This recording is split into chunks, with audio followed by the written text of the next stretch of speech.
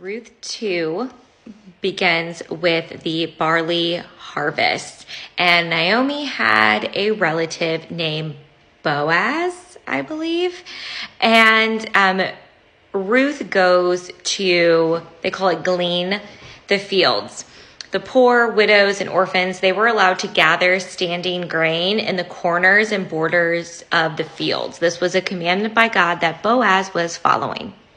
Boaz takes notice of Ruth and basically tells his servants, the men working the fields, stay away from her. He wanted to keep Ruth safe. He tells Ruth that he heard of everything that Ruth did and is doing for her mother-in-law, Naomi.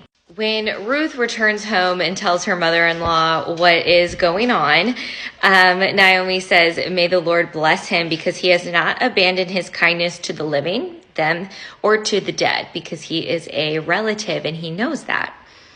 Naomi continued, "The man is a close relative. He is one of our family redeemers."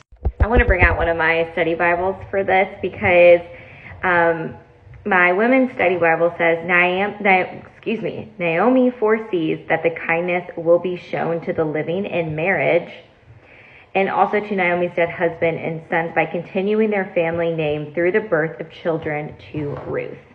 And that is how we end chapter 2. Ruth is doing her thing in the fields, and she's staying close to female servants, keeping safe because everyone else is leaving her alone, and she is gathering grain until the barley and wheat harvests are finished.